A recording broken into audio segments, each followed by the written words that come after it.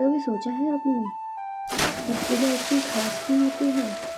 हाँ, हर साल हर साल जब सूरज डूबने लगता है और गंगा के किनारे से भक्ति की आवाज़ गूंजती है, तो लगता है जैसे पूरा आसमान भी आस्था में रंग गया हो।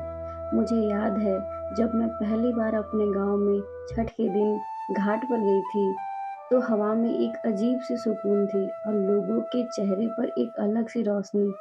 सूरज धीरे धीरे डूब रहा था और हर हाथ जुड़कर प्रार्थना में था। छठी मैया सबका भला करे। बिहार के हर कोने में ये सिर्फ एक पूजा नहीं, एक अपनापन है, एक विश्वास है। यहाँ लोग कहते हैं छठी मैया कभी भी भक्त को खाली हाथ नहीं लौटाती। और शायद इसीलिए जब छठ के समय आता है तो हर घर में मिट्टी के दिए जलते हैं, ठेकुआ की खुशबू फैल जाती है चारों तरफ और गंगा जल की ठंडक मन को शांत कर जाती है। मैं देखती हूँ औरतों के हाथ में सूप, फल और अर्घ का सामान होता है, और उनके दिल में होता है परिवार के लिए निस्वार्थ प्रार्थना। पूरी रात लोग जागते हैं, भजन गाते हैं, और सुबह जब सूरज की पहली किरण पानी पर पड़ती है तो लगता है जैसे छठी मैया खुद आशीर्वाद देने आई हो।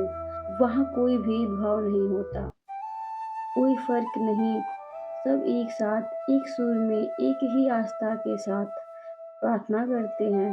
घाट पर भीड़ जरूर होती है, पर हर चेहरा चमक रहा होता है भक्ति से। कहीं बच्चे हंसते हैं, कहीं माँ आंखों में आंसू लेकर अपने बच्चों के लिए प्रार्थना करती है। यही तो है बिहार की शान, जहाँ भक्ति भी है और एकता भी।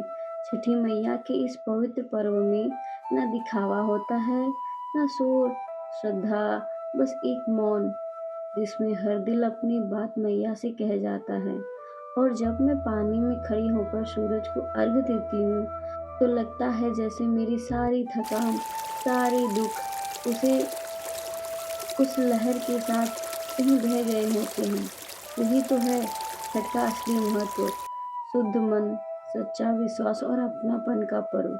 और शायद इसीलिए जब भी छठ आता है तो पूरा बिहार रोशन हो जाता है, आस्था से, भक्ति से और संस्कार से। तो छठी मैया सब पर अपनी कृपा बनाए रखे और हम सबके जीवन में उजाला लाए। तो दोस्तों, आप सबको मेरी तरफ से छठ महापर्व का ढेरों सारी बधाइयाँ।